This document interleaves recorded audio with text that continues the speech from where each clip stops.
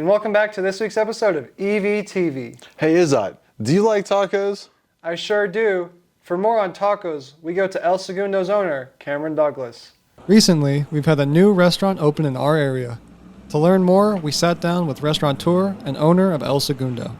Cameron Douglas. I own Montauk Seafood Grill and both El Segundos in the valley here. I lived down here for a long time before, and we decided to move back down here about 6 months ago, and we got kind of tired of eating at Pickup Pizza and Moe's all the time, even though we love those guys, and decided that we needed something cooler in Eagle. And so we started looking around and looked at some other spots, but this ended up being the spot, and it's all worked out pretty good so far.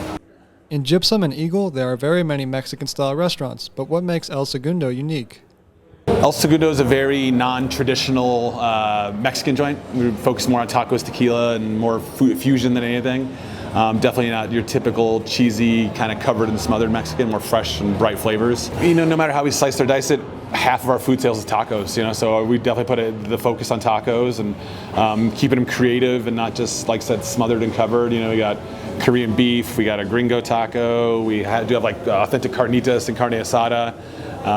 But then we also have, you know, crazy like a Greek taco sometimes, or I think we did like a meatloaf taco special a couple weeks ago. So it's just keeping it fresh and bright. So here we do a happy hour every day. We do lunch specials every day, kind of make it a little bit more approachable for locals.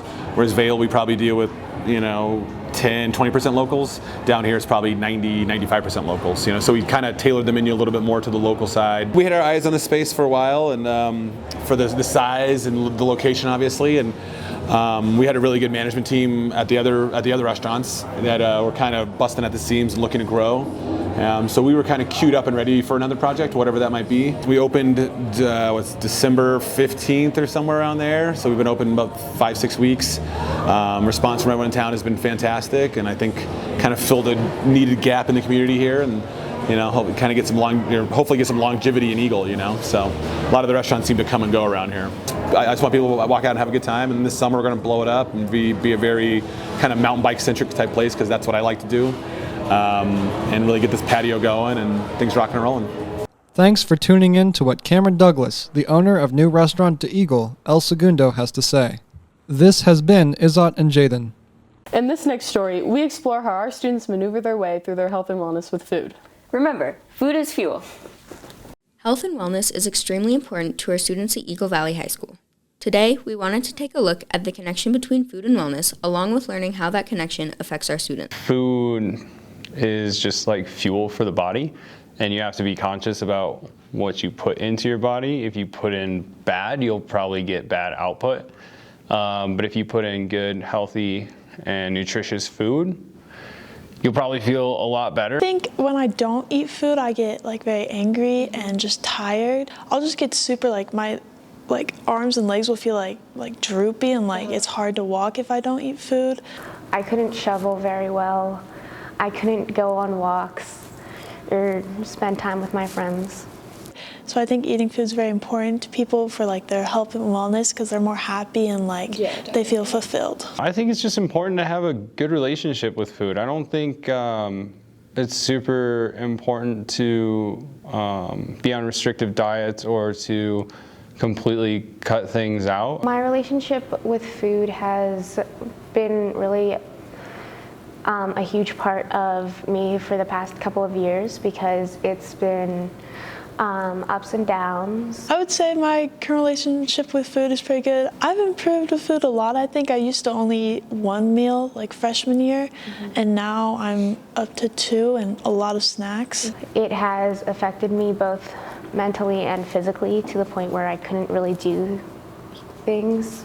It's important to kind of keep track of what you're eating and do everything in moderation and enjoy what you eat. My number one tip for struggling with food is, if you have a food you love, just think those calories don't count. Don't comment on other people's eating habits. My dad also made me like a nutrition plan, so now he helps me eat a lot of food. Our student council runs many important activities within our school. To learn more about the behind the scenes, I took a closer look. Leadership. Better known as Student Council is a class offered at our school. This class helps run events and represents our school, and this program has recently grown in attraction. After getting lost in all the information about presidents, who run the class, and what's all going on, I had many questions. Who is in charge? How did they get there? How does this class run? And to find out more information, I interviewed members and the teacher of the class. I'm president of Student Council. This year I was appointed by Mr. Little and Mr. Brandt, whereas our two co-vice presidents, Noah Rudin and Reese McCormick, they were voted by the class. Little and Brandt will choose, and this year she was appointed. So there wasn't really any competition with that. Nobody else really wanted to run for it because they already knew that Little and Brandt were going to choose. So Student Council didn't really have the option to choose their stucco president. Our school has a total of 1,047 students, and 0 of those students had a vote inside of their representation this year.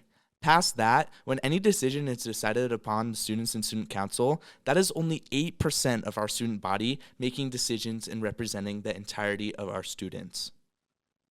They take charge of executive meetings, what goes on during the week, if there's going to be lessons about leadership or communication. And when it comes to big events like homecoming, they'll be sure to help the head of that. There's so much responsibility that comes with making all the decisions for the class. I pretty much run every single day in there along with Reese and Noah. I bear a lot of responsibility with that. Student Council's responsibility costs a lot of money. Last year alone, there was over $20,000 spent and made over the year throughout many of these events. Senior tailgate last year, Isabella was given $10,000, but it really became chaotic when it came to calling people and then stressing about money. And so we just kept raising our price when it came to money. So we kept using more and more money on the senior tailgate. Yes, any student can sign up to take Student Council as a class, but many of us students have other academic interests. But still, we want a say in what happens. When it came to a poll, 75% of students said yes when asked whether or not they should have more of a say. As students, we have the right to have a say in the decisions that affect our school community. It's important that we make our voices heard and have a chance to give feedback to Student Council. In my opinion, we deserve more of a say.